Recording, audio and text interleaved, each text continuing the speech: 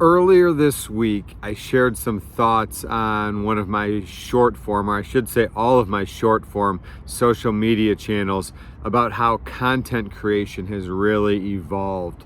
Years and years ago, it was all about things like ESPN that were flashy and highly produced, and that's where we went to get our content.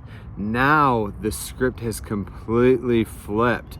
Based on some of the algorithms that play into our social media platforms, almost anybody can make a name for themselves and make an impact very quickly. They just have to be talented at delivering the content and do something that's interested. Therefore, a lot of people are able to gain traction very quickly by doing things that produce wow moments or shock the audience and get views. A lot of things like TikTok production rely on how long people watch the video. So if you can do something simple like tease it and say watch to the end for something that will surprise you, you're going to get bumped up in the algorithm, and TikTok is going to serve your content up more frequently because they think people are watching the whole thing. So I really have begun to admire and take note of the fact that people like Gary Vaynerchuk, like Dave Portnoy on Barstool Sports, some of their best content, they literally just pick up the phone and go. It's a grip it and rip it mentality. And when I was looking at what I was going to do with delving into my website and my online presence, everything I read said, don't worry about the technology. Don't worry about having the perfect setup. You don't need a tripod, things of that nature. I, of course, didn't listen. I'm sure nobody does. I purchased some of the supplies that I thought would make me successful, and I quickly realized that I was spending more time setting up and less time actually producing content. So I'm making a larger effort into that grip it and rip it mentality. And part of that is putting myself in unique locations such as this. I'm out here in a park. I'm actually sitting at a picnic table, and I've I just hit my leg on the picnic table actually. But I just pick up the phone, set it up, and go and talk about what I want to talk about. So it may not look it based upon the background. I'm no longer in front of that blue curtain in my house, in my front room of my house, but this is the Modern Dodo here on YouTube. This is my weekly, let's call it long form production. And this week I want to talk about more about cryptocurrency and specifically how it translates into NFTs. It's been something that's taken over a majority of my time and my production in recent weeks just because I find it so fascinating. It's developing so quickly. I really do believe that the people that I'm working with and communicating with on this journey are in the top 1% in terms of the learning curve in the NFT space, and I think the world is our oyster in terms of what potential it'll bring. I have very little doubt that years from now, I don't know how soon, it's going to happen really quickly, maybe 2 years from now, NFT will be normal lexicon. So just like everybody has a smartphone in their wallet, I'm going to go with within 2 years, everybody will have an NFT on that smartphone. That's my prediction. Pin it, mark the date on this YouTube video. I'll mark the date. Maybe I'll find a way to go back to it. Hopefully this background will help me identify it. So as I'm talking more and more about NFTs and what they mean, the VFriends project, I'm talking with some of my friends, colleagues, coworkers, things of that nature. And a lot of people are just saying to me like, Ryan, it's so confusing. I don't even know where to start. And they're right? Like it takes a lot of time and research to figure this stuff out because almost everything's new. If you look at some of the terminology that's out there, cryptocurrency, Bitcoin, Ethereum, I can't even pronounce it, things that are becoming more mainstream like Dogecoin. Then it goes into Coinbase, which is now publicly traded, things like MetaMask and NFTs and OpenC. I'm going to talk about all those to some degree, but those are all new terms, right? The scariest thing I think that ends up happening is you end up getting a seed phrase at somewhere around the way. And what's a seed phrase? I'm used to just passwords, and now I've got seed phrases and gas fees, right? There's 1,000,001 new things to learn. So I just wanted to talk about it because you can go on YouTube and you can find some things that say, this is how you set up your Coinbase account. This is how you set up your MetaMask account. And I'll aggregate some of that and I'll put it all up on my website so that I can point to it and say, go to www.themoderndodo.com for this information. I'll aggregate it, I'll put it all there, but I really just wanted to talk about it today in this great setting. It's a beautiful Sunday here in Tampa, and hopefully make it easier, produce something that I can point to some of my friends that want to get started and just start to understand it. So we're right at the 6-minute mark. I'm going to jump in. I can tell everybody, hey, just go to this YouTube channel and start at the 6-minute mark. So without further ado, here we go. If you're looking to get involved in the NFT space in some way, the first thing that you're going to want to do is set up your Coinbase account, right? So what is Coinbase in its most simplistic form? It is a way to spend USD, that's the term you're going to see, US dollars, and use US dollars to buy cryptocurrency. The most famous of which is Bitcoin, obviously. Probably the most social media famous is Dogecoin.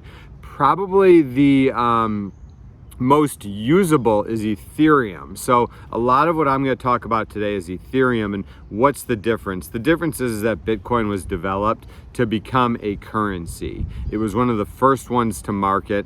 Not really, but it was one of the first ones to really go big in market. And it was developed to be an alternative form of decentralized currency, meaning it wasn't necessarily controlled by the government, which is centralized currency. Ethereum had a chance to look at what Bitcoin did, copy their technology, and make it a lot more simplistic, right? Every time we do something for the first time, we make it more difficult than it needs to be. Ethereum made it a lot easier, and what that meant was that developers of all sorts of different projects could use the Ethereum model to create a blockchain. And all a blockchain really is, it's a ledger. It's a way of keeping record so that you can keep record of things and it can't be tampered with. Two people have to sign off on it and nobody else can tamper with it, right? So pretty simple and straightforward. We've got this digital ledger, and the one that becomes the most usable for a wide variety of people, projects, developers, whatever you want to call them, is the Ethereum blockchain. So naturally, Ethereum is the one that's used to purchase NFTs. NFTs are non-fungible tokens, meaning they are, in theory, one of a kind. Now, of course, there's some that, there's 5,000 versions of them produced, but they're all numbered. So, your one of a kind may be number 537 out of 5,000. So NFTs are these, digital entities, whether they're a photo, a drawing, a movie, a highlight clip like NBA Top Shots, whatever it may be. So you want to purchase an NFT, the first thing you're going to need to do is get your Coinbase account set up and transfer or convert US dollars into Ethereum. The Coinbase account is the most difficult one to set up because it really functions like a bank account. So you can do it all on your iPhone app. So in theory, it's relatively simple, but it becomes a little bit intimidating because it does make you go through authentication processes. So you'll have to put in your email address, and then it'll send you a note that you have to click in your email to make sure you're not giving them a fake email. Same thing with your phone number, and then you actually have to take a photo of your driver's license, much like you would have to show them your driver's license starting up a new bank account. That's what Coinbase does. So once you get Coinbase all set up, you set up your method of payment. I recommend PayPal. If you have a PayPal account, you can set up a bank account. You can set up a debit card. PayPal allows for instant transfers. It's the fastest, so go with PayPal. It also has a high limit if that's what you're looking for. So you link your PayPal to your Coinbase wallet. You select how much Ethereum you want to buy. So you say, let's say I want to buy $500 worth of Ethereum. It will then tell you that is based upon what Ethereum is worth today, that is 0.2 ETH, which is basically an Ethereum token. It's still $500, and now you have $500 worth of Ethereum. So you've got $500 worth of Ethereum in your Coinbase wallet. Now you've got to move it over to a wallet that can interact with the NFTs. My recommendation is MetaMask. It's the most popular. So you're going to go and you're going to set up a MetaMask account. The MetaMask account is fairly simple to set up as well. That's where the seed phrase is going to come in. Most of the time, you're going to log in through either your app on your phone or your Chrome desktop browser with your simple password, but the seed phrase is there if you ever get logged out and you need to recover your account. So you're gonna wanna write down and store in a very safe place both your password as well as your seed phrase. The seed phrase is 12 random words. In theory, it makes it really, really tough to copy. So you set up your MetaMask account, and right on the home page of your MetaMask account, you're gonna see there is a long, it's something crazy like 122 characters. It's basically the address of your MetaMask account. The good thing is that you can literally click on it if you're on your phone with your thumb, and it instantly copies it over. So you copy your address over, you go back into your Coinbase account, and you simply say, I want to send that $500 over to my MetaMask account.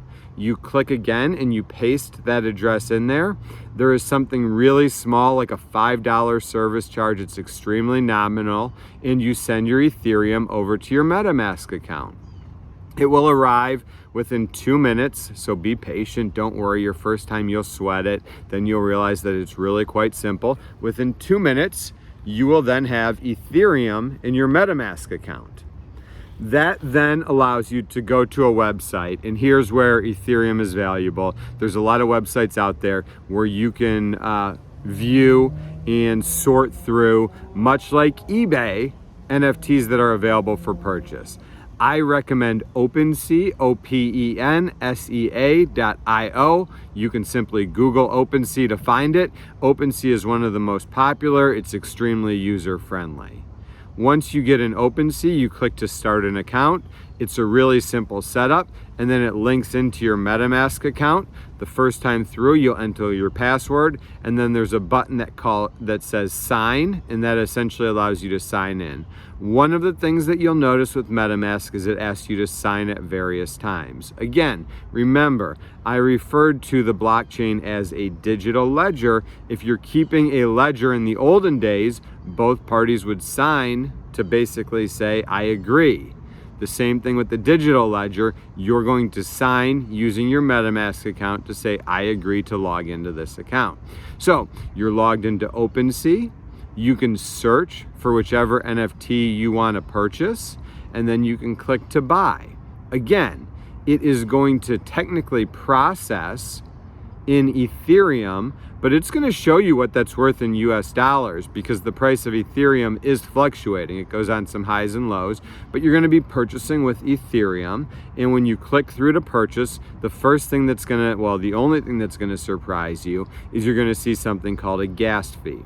A gas fee is basically a service charge that the technology, the miners basically are writing on the blockchain, are charging to update the blockchain. So they're doing work to update the blockchain to record the transaction in this digital ledger. So they're charging a service fee. What's really sort of tricky or cool about it, however you want to look at it, is the gas fees are dynamically priced. So the market controls it. If 1,000,001 people are trying to create an Ethereum transaction all at the same time, much like Uber has flex pricing when the prices go up, or surge pricing, I should say, the prices of the gas fees are going to go up. Basically, the people who are recording these transactions in the ledger are going to process the transaction based upon who's willing to pay the most Ethereum in terms of gas fees. So if you want yours to be processed faster, you can set it to a higher gas fee. If you want to save money, you can set it to lower, but it's going to take longer to go through. And be careful, because if you are trying to purchase something that is in high demand and it's a race, somebody else can come by and pay a higher gas fee, and that transaction will be processed for them sooner. It's I'm making it seem more complex than it really is. Essentially, it's a service charge in 99% of the time, unless it's an on sale. If you simply choose the standard gas fee, it'll end up being somewhere around 10% of what you're looking to purchase, and it will purchase on through. It will take a moment because, again, that transaction is being recorded in the ledger. It'll take 2, 3, 5 minutes. Stay patient, stay calm, don't refresh, just let it go. It'll go through. If there's an error, it'll tell you there's an error. But again, 99% of the time, it'll work out perfectly and it'll say your transaction is now complete. What then ends up happening is that your token or your NFT will be available in your OpenC account. You can click on my account and you can see that token. You can manage that token. You can send it to a friend. You can list it for sale and try to resell it for incremental profit. I will say the first time you list something for sale, there's a gas fee just to set up your account, but that's a one-time only fee. Beyond that, sellers never pay gas, buyers pay the gas, right? The other thing that happens with verified projects is that verified projects, your tokens or your NFTs also show up in your MetaMask wallet. So a little bit of easier use there as well. So that's it. That's how you go about, let's say, buying, selling, and trading, sending, whatever you want to call it, NFTs.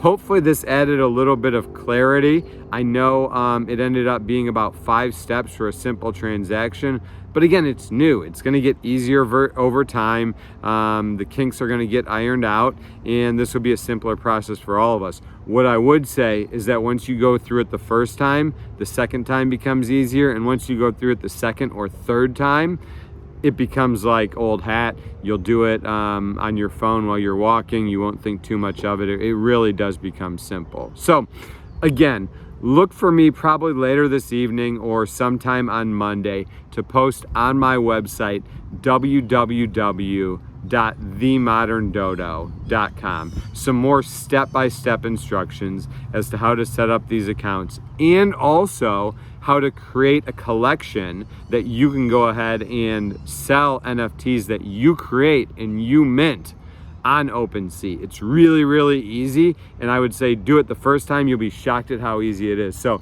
check me out on www.themoderndodo.com for some more detailed instructions. Hopefully this proved to be a conversational look at getting started in terms of purchasing NFTs. Until I see you hopefully next week. I know I skipped a week this past week, but hopefully next week until I see you again, have an amazing week ahead.